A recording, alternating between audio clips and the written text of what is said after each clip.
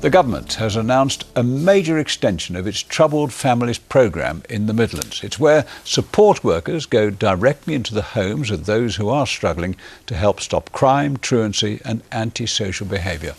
Well, hundreds of families have already benefited, though, as our political correspondent Alison McKenzie reports, some critics are asking, is it just a sticking plaster in the face of coalition cuts?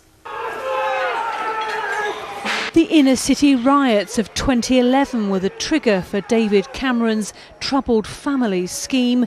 So far, it's helped families in Wolverhampton, Coventry, Sandwell and Staffordshire. To break the cycle of truancy, crime and no work, key support staff go in on a personal one-to-one basis.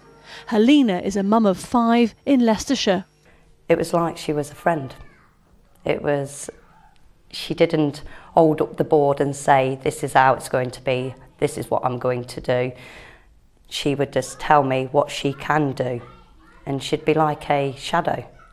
She's there and she will help you. She didn't force anything onto me that I didn't want to do. The scheme has already helped hundreds of Midlands families. Now it's to be extended. But a warning note tonight from the campaigning group Kids Company, who describe the government's programme as a sticking plaster over a problem of its own making. The problem doesn't lie in the troubled families, the problem lies actually in the troubled system, and that there's a systemic failure across children's child protection and mental health that really needs to be addressed. Whatever the arguments, for Helena, a turnaround. I didn't feel like I was being a good mum. I felt like I was letting my children down, and it isn't a case of that, not now. Alison McKenzie, ITV News. 7 weeks ago, the West Midlands Police and Crime Commissioner, Bob Jones, passed away in his sleep with more than 2 years left to serve in office. He was just 59. His death triggered a by-election which will be held this Thursday. The 3 main political parties and UKIP are all fielding candidates, but there's concern about the turnout. It was the second lowest in the country last time round, and participation in by-elections tends to be lower still. Callum Watkinson reports. A good, decent and honourable man with a desire to embrace everyone who wanted him to help. That's how Bob Jones's deputy described him after his death. With an MBE for services to policing, his were big public service shoes, and on Thursday voters will decide who shall fill them. How many voters remains to be seen. Can I just ask whether you'll be voting on Thursday? I won't, no. No. Did you know there is an election? No. I've seen the cards come at home, that's all. Have you read them? Not really. Is it the Commissioner's election? Yeah, is that the one? Yeah. But I won't be voting. There's not enough campaign on the TV for people my age to be interested at the moment. There doesn't seem to be too much interest in who gets Bob Jones's office here at police headquarters, and the turnout from 2 years ago doesn't bode well either. Only 12.5% of those eligible to cast a ballot actually bothered to do so, and that was after an intensive awareness campaign by central government. There has been just one publicly funded leaflet drop for this by-election, and the candidates themselves are doing what they can to get the vote out. Stepping up for Labour, a former government minister. Police and crime. It's only Labour that has the programme to get the new officers in place. It's only Labour that started, a Labour government started, the community policing, which is so valued, the PCSOs and the working with local communities. We want to get a message out to the communities. The Birmingham-born barrister representing the Liberal Democrats says he will also put communities and victims at the heart of his policing plan. The biggest priority, certainly for me, is to be listening to communities, to reach out to all sections of all communities across the region. But in particular, victims of crime have to be at the forefront of all policy. The former leader of Dudley Council is the Conservatives' pick, a businessman who says he'll be looking to make officers more efficient on the front line. There'll never be enough police on the streets, but what we've got to do is make sure that the resources we've got are best employed, and the way to do that is to make sure the officers can spend time on the streets rather than in offices dealing with paperwork. Buoyed by recent success in local and European elections, UKIP has proved it can mobilise armies of voters. The expected low turnout will mean an increased share of the vote for them. Our supporters are thankfully very loyal, and of course they're a growing bunch, and we're going up in the polls all of the time because more and more people are joining us. More and more people are realising that we've got a message that is striking home, that we are the voice of the people, and they're coming on board. Whoever wins will control the budget and priorities of Britain's second largest police force.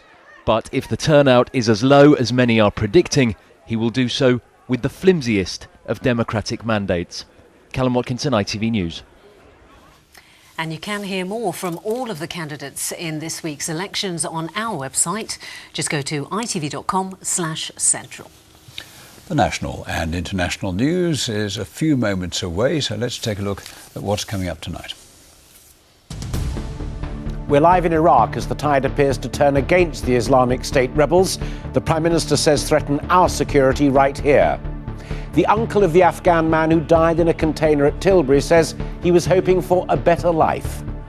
As protests mount at rising rail fares, the Transport Minister tells us it'll make for a better railway. And have you heard the one about the comic who's got the best one-liner at the Edinburgh Festival? You will if you join Mary Nightingale and me at 6:30.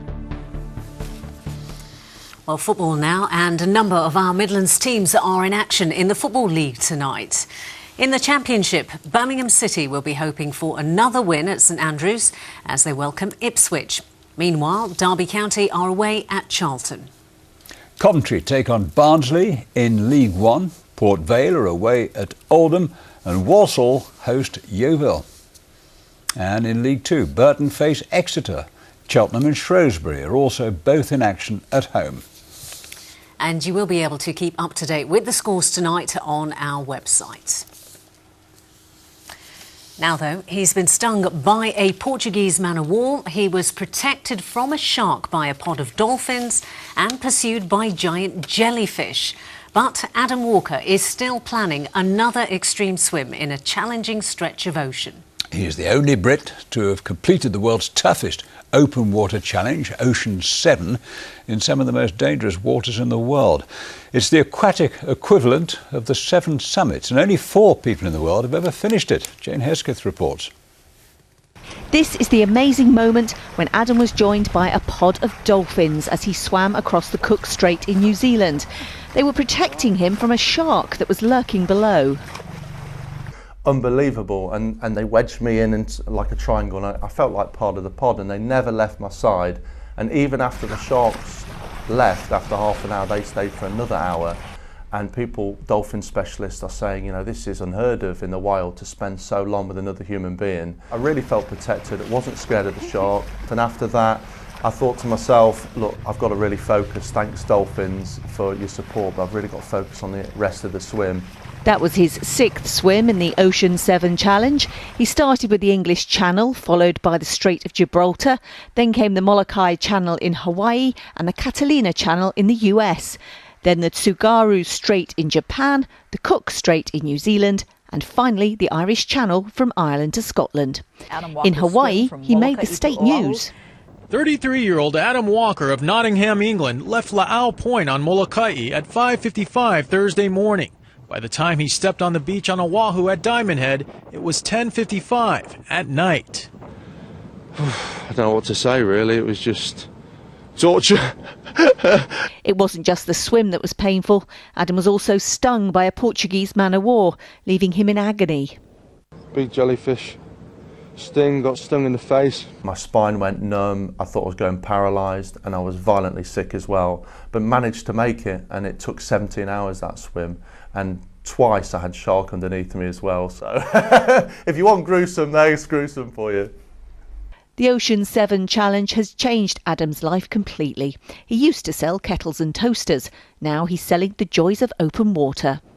Open water swimming, at the end of the day, it's a life skill, swimming. A lot of pools are being closed all the time, and we've got a lot of lake and rivers out there. So I want to set up clubs and encourage people to do the swimming. Adam is now looking for his next extreme swimming challenge. Let's hope the dolphins are standing by. Jane Hesketh, ITV News, Newark. Well, now, before we find out about tomorrow's weather, just time to tell you about a bargain with a difference that was available at a Midlands tourist attraction today, but it was only for 10% of the population. Yes, for this one, you had to be ginger, which kind of rules me and Bob out. However, people with red hair were given free entry to Twycross Zoo as part of World Orangutan Day. It celebrates the endangered species. The number in the wild has declined by half in the past 60 years, and it was all done, as you can see, for a good cause. Well, they may be declining in numbers, but not the people with red hair. Apparently the place is absolutely packed with them. There are very few in our newsroom, aren't there? Yeah, they're all at the zoo. Yeah, that's right. Right, the weather forecast now, and here with the forecast is Manali Luca.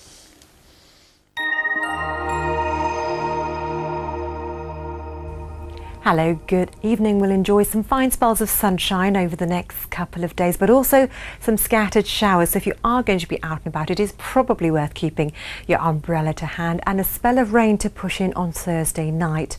But through the course of this evening and overnight, any showers will clear through. We're looking at a dry picture, clear skies, light winds. Now, these temperatures are for the towns and cities. Rural spots will get much colder than that, so it's going to be quite a chilly night and a chilly start to Wednesday morning. But a fine start to the day, dry with some lovely bright spells of sunshine around. Temperatures will start to lift, but through the course of tomorrow afternoon the cloud will build up a little bit and there is the chance of seeing 1 or 2 showers as well. Temperatures disappointing for this time of year, highs between just 13 and 15 degrees Celsius, feeling quite fresh if you are going to be out and about. And then beyond that, we've got a change in wind direction on Thursday. That's going to feed in some more cloud through the course of the day and a spell of rain pushing in on Thursday night. Now that clears through to sunshine and showers on Friday. Then on Saturday, a brief ridge of high pressure building. So at the moment, the start of the bank holiday isn't looking too bad. Mostly dry, bright, with some good spells of sunshine for Saturday. Temperatures around 16 degrees Celsius, but still some chilly nights to watch out for. Have a lovely evening and I'll see you again soon. Bye-bye for now.